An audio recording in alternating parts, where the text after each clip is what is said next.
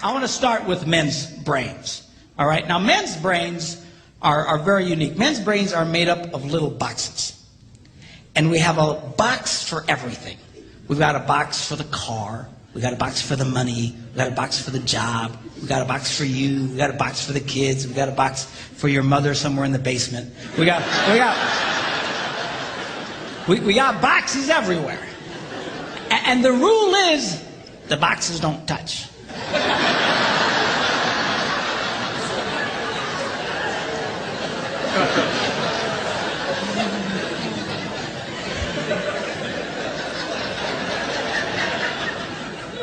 When a man discusses a particular subject, we go to that particular box, we pull that box out, we open the box, we discuss only what is in that box. All right?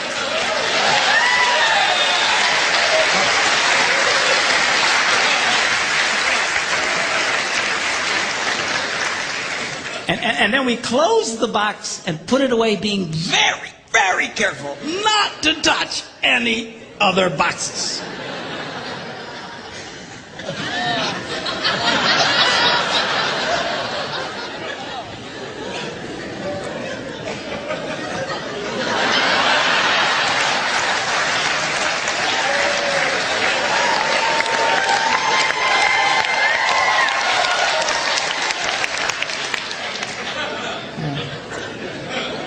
Sorry, my Catholic upbringing got in there for a minute, but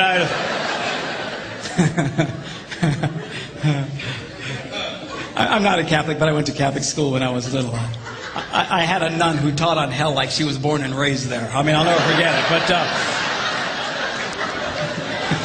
it did me good, actually. It was a good thing. Now, women's brains are very, very different from men's brains. Women's brains are made up of a big ball of wire. And everything is connected to everything. The money's connected to the car, and the car's connected to your job, and your kids are connected to your mother, and everything's connected to everything. It's like...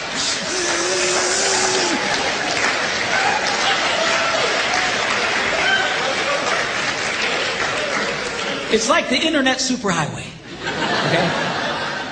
And it's all driven by energy that we call emotion. It's one of the reasons why women tend to remember everything. Because if you take an event and you connect it to an emotion, it burns in your memory and you can remember it forever. The same thing happens for men. It just doesn't happen very often because, quite frankly, we don't care.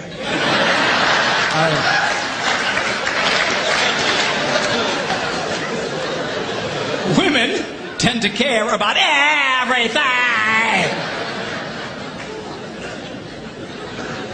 And she just loves it.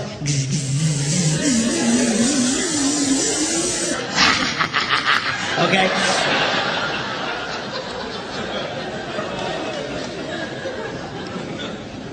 Now, men, we have a box in our brain that most women are not aware of. This particular box has nothing in it.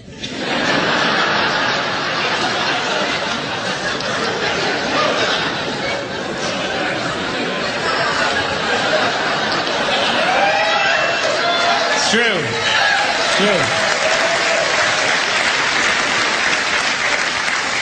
In fact, we call it the nothing box. And of all the boxes a man has in his brain, the nothing box is our favorite box.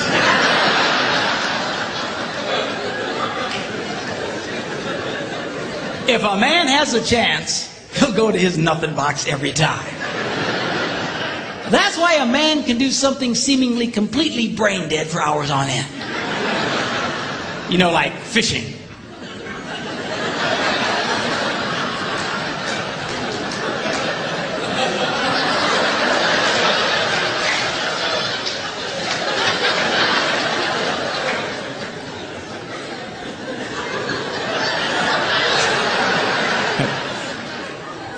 And we love it. That's why a guy can sit in front of a TV and go.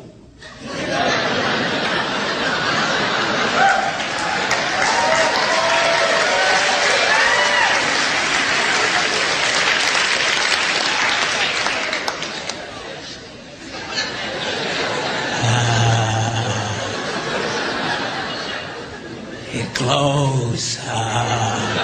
Of course, this drives our wives nuts because they'll come up and say, stop that!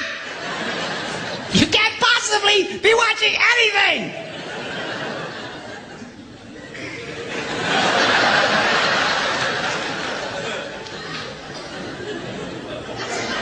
I'm not.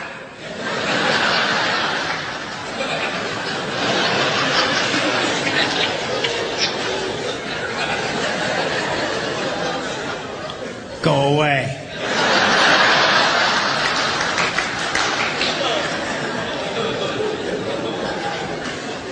Now they've actually measured this. The University of Pennsylvania a couple of years ago did a study and discovered that men have the ability to think about absolutely nothing and still breathe. You know, they connected all the wires and stuff like that and watched the brain activity, then all of a sudden, I think he's dead. Huh? You know, women can't do it. They can't do it. Their minds never stop. And they don't understand the nothing box. And it drives them crazy.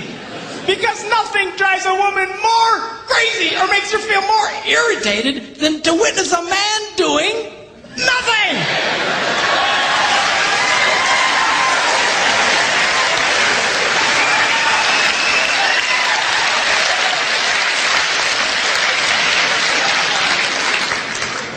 Now, one of the biggest revelations I get out of women is this whole nothing box issue. They just, everything's starting to make sense. And I've had women say, oh, it's nothing. Well, can I go in his nothing box with him? No! Why not? Because then it's something. Besides, you'll walk in there and go, You know, this place could really use some pictures. Nice little table over here, some flowers. Is it? No! Nothing! Get out! We don't want nothing.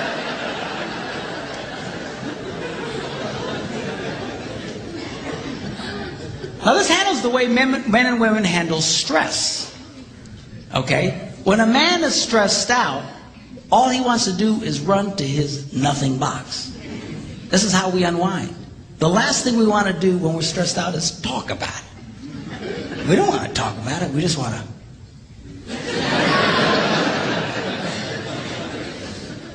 Of course, this drives her nuts, you know. A woman will see a man in that vegetative state and she'll come up and go,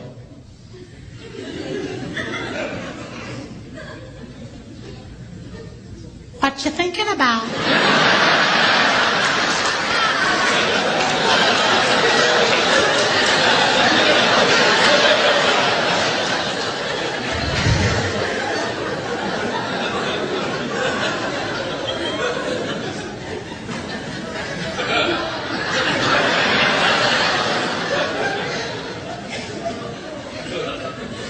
Nothing.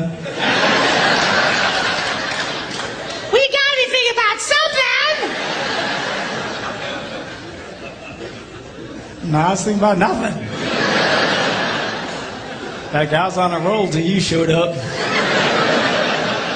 Go away. All right? Because that's how he handles stress. He just. Now, when a woman is stressed out, she has to talk about it. If she doesn't talk about it, her brain will literally explode. So she'll start just, I don't know what that's going to do with this. Not going to have to, I never thought about this. My brother over here said me, and I know men who run from their wives when they do this. They do. I say, well, why do you run from her? He says, because I don't know what to tell her. I said, dear God, man, who told you to tell her anything? She wants you to tell her anything. See, a lot of guys, they feel obligated when you start explaining all your stress, they feel obligated to fix you. Right? Because that's what a man does. A man only tells his troubles to another man in hopes that that man will help fix it. Okay? But she's not a man. and you try and fix her, she gonna kill you. Right? She doesn't want your advice. She doesn't want your help. She wants you to shut up and listen. And a couple of ladies, that's right, you tell him. Tell him to shut up. And a couple of ladies, that's right, you tell him. Tell him to shut up.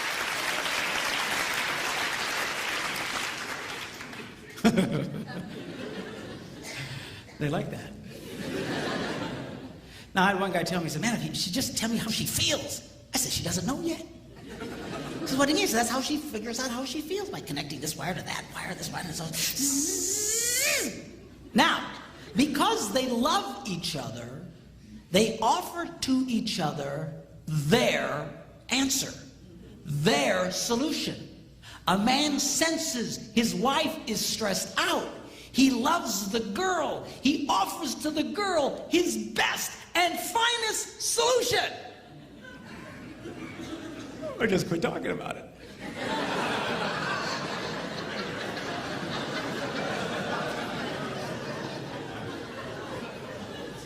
Just quit thinking about it.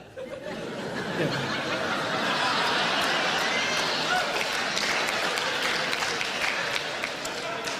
And that's when she starts reaching for the knives and stuff. She's gonna stab you if you keep it up, okay? Now, a woman, she senses her husband's all stressed out. She loves him. Therefore, she offers to him her best and finest solution. Talk to me. Why won't you talk to me?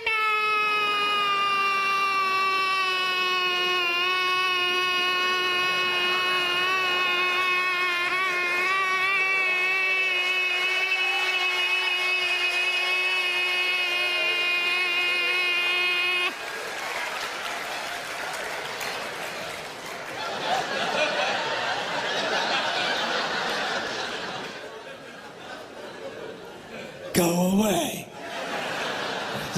He doesn't want to talk to you. Leave him alone. He will not die. He's not a woman. All right? I know you've got to talk it through or you're going to be twisted inside. He's not like that. Leave the boy alone. You tell he's stressed out, just let him go to his nothing box. Just stay away. Stay away. Okay? And it's hard for us to understand that because we think so differently from each other. Now, not only does this affect the way that we respond in stress and stuff, the way our brains are wired also affects the way that we use words. Okay? Men tend to use less words than women. That's because the women have all the wires they're trying to connect, and they've got to explain each and every connection. Now, they say that if a man needs to speak 10,000 words in a day, a woman needs to speak 20,000. My wife says, that's because we got to repeat everything we say.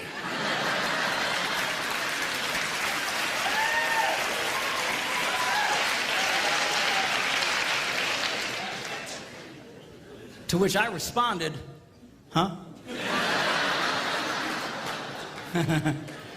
Where is my darling redhead? Is she around? Come up. I want you to meet my wife, Debbie. Come on up here and just...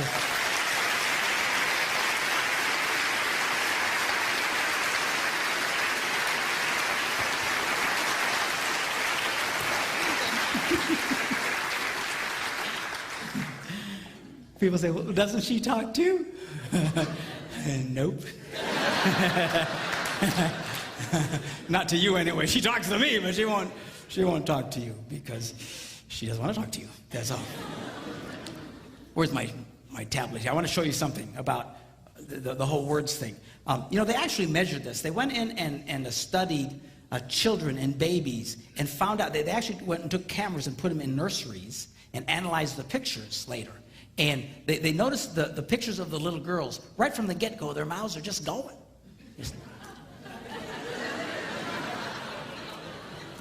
It's true. It's true. And then they analyzed the pictures of little boys, and they're just...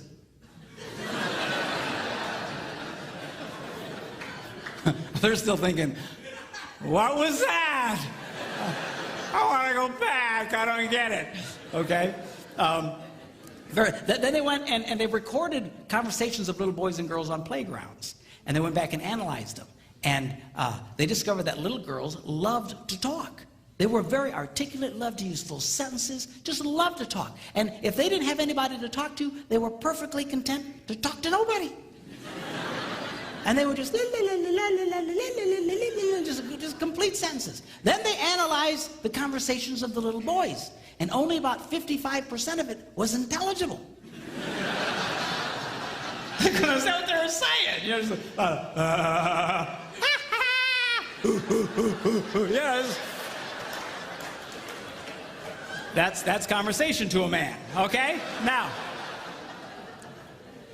Not only do we use different amounts of words, words can mean different things to men and women. For example,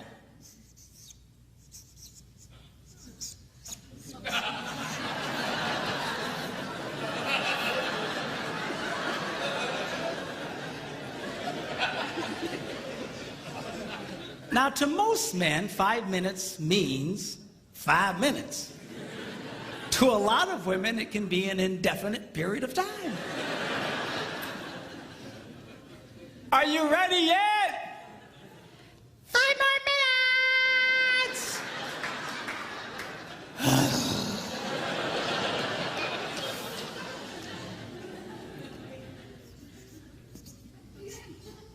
As we discussed, men understand nothing. Women don't understand the significance of nothing. If a woman says nothing, look out, it's something.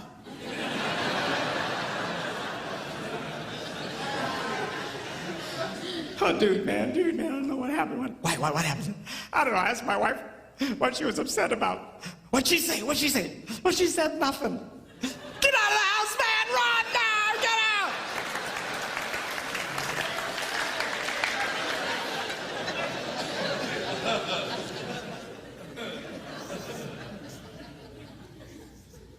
Now, this is not a word, it's a vocalization. It's a sigh.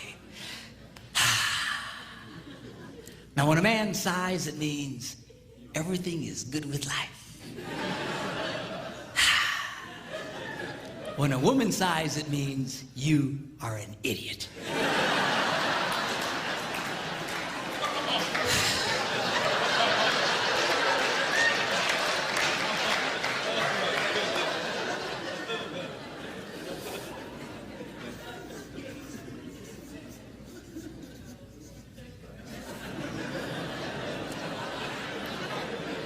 Now, when a man says, go ahead, he's being polite.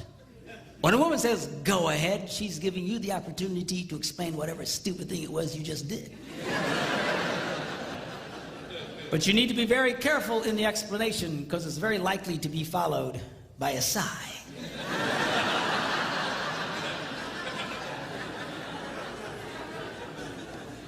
Which will lead to an argument over nothing.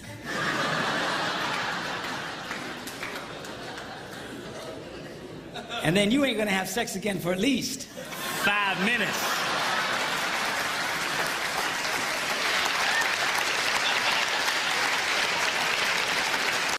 Here we go. Number one, how to get a man to do what you want him to do. Number one, you need to ask him more than once.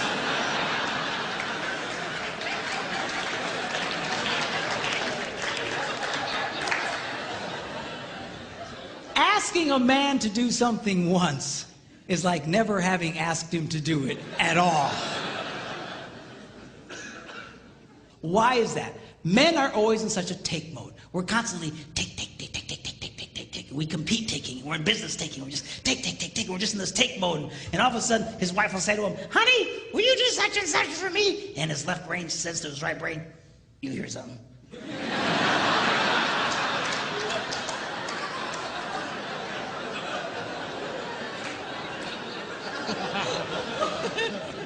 His right brain goes, nope.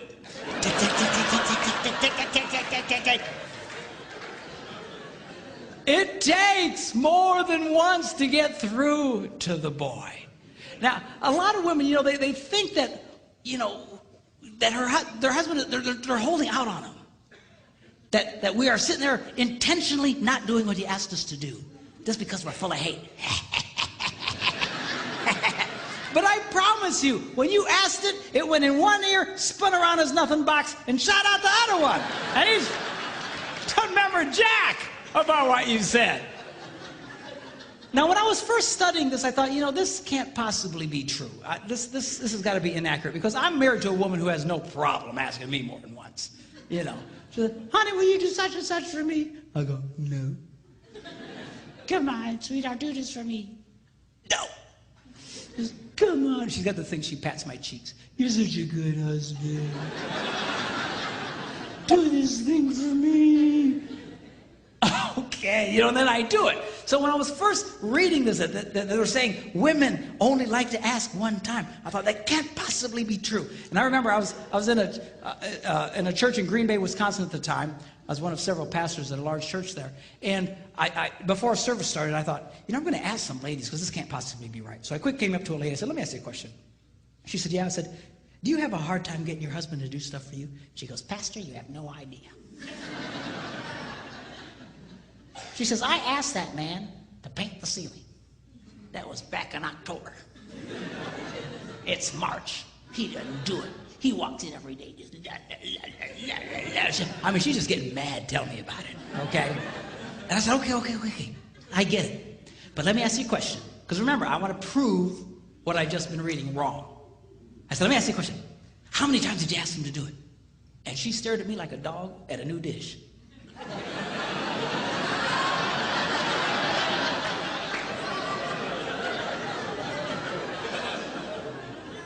She said, once.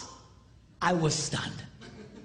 I says, why wouldn't you ask him more than once? She says, I shouldn't have to. I said, you might want to try that. I got away from her. Went to another woman. I said, come here. And she says, what? I said, let me ask you a question. Do you have a hard time getting your husband to do stuff for you? She says, Pastor, you have no idea. She says, I will ask my husband, honey, put away the laundry, and I'll stick it right in the middle of the living room. And he didn't do it. He just walks over the top of it. He just walks around it. It'll sit there for a month. And she asked me with all seriousness, she said, Pastor, can't men see laundry?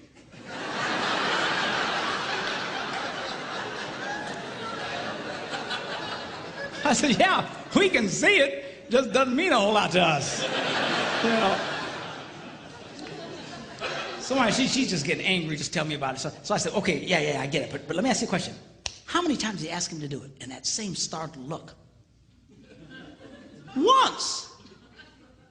I was amazed. I said, once? Why wouldn't you ask more than once? I shouldn't have to. Time was running out, church was going to start, and I grabbed another lady real quick. I said, come here. She says, what? She said, do you have a hard time getting your husband to do stuff for you? She says, Pastor, you have no... Apparently I'm a complete idiot because I have no ideas. But, yeah, I have no idea. And she goes on to start living out the horrible transgressions of her idiot husband. And I asked the same question, okay. But how many times do you ask him to do it? Once. I said, why? Why wouldn't you ask more than once? She says, I shouldn't have to. Ladies, are you listening to me? You have to.